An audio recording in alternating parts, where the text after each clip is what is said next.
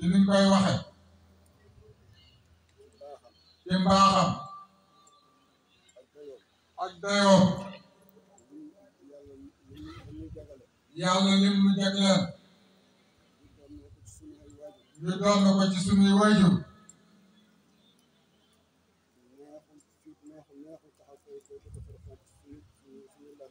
neexul tey ñu taxaw fii tey di ko wax ci sunuy làmmiñ ndax boo wuutoo nit yàlla piir mu yàlla nàmpatal la mu xamal la lan mooy àdduna lan mooy toogaayu àdduna neexul tey nga toog ci palaasam ba pare ngay wax ay xar baaxam kon fa tabaarakallah du nuy dolli dellu di sant yàlla bu baax jiital sunu jant ci moom yal na yàlla xeeb ni dolli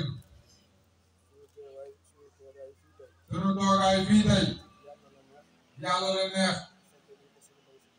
sant nañu ko it sunu borom subhanahu wa taala sant sunu waajur yal na yàlla faylu yal na yàlla fayal na seen jëf yal na leen yàlla boole dëggal leen àjjana ak ñu ànd ak seen maam Muhammad ak ñu dëkk ak seen maam Rasulullah sallallahu alayhi wa sallam yàlla di nuyu waa kër Yonent bi sallallahu alayhi wa sallam nekk ci wetam jiital nuyoom ak ngërëmam nekk Cheikh Aya mi nga xam ne tey mooy xale ko képp kuy xaadir tey di ko ñaanal yàlla place bi mu toog di place way jure yal na ko ci yàlla defal la koy njortam yal na ko yàlla may gudd fan ba li mu yéene ci kër maama yéene ko ci kër baayam yal na ko àggale ci sagoom doomu moo toog nii ci càmmooñam muy Cheikh Atham Cheikh Saad Bou doomu Cheikh Talibou ye doomu Cheikh Saad Bou doomu Cheikh Talibou ye doomu Cheikh Saad Bou ni ko la woon démb waajur ya sosoon ko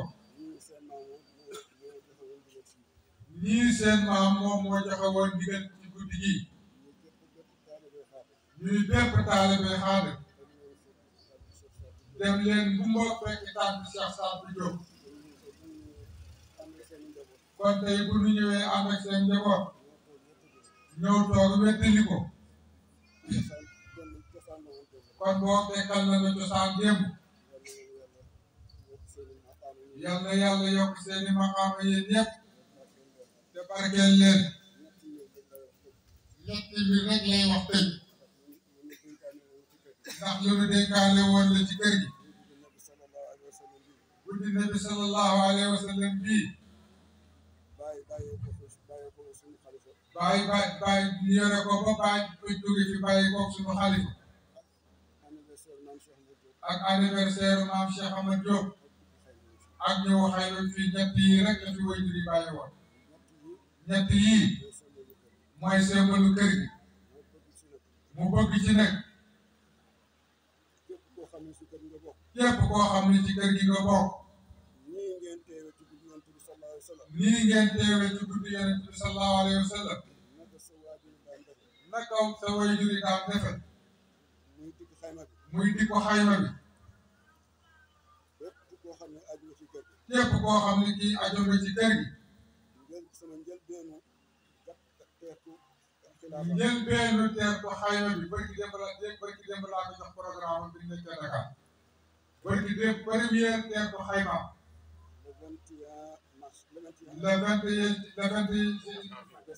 le 21 décembre le 21 décembre la xayma bi ñëw fii képp koo xam ne kii am nga cofeel ci kër gi na nga ñëw jàppale ko teeru na ko xaalitam boobu nga xam ne bii mooy première dalal bu koy dal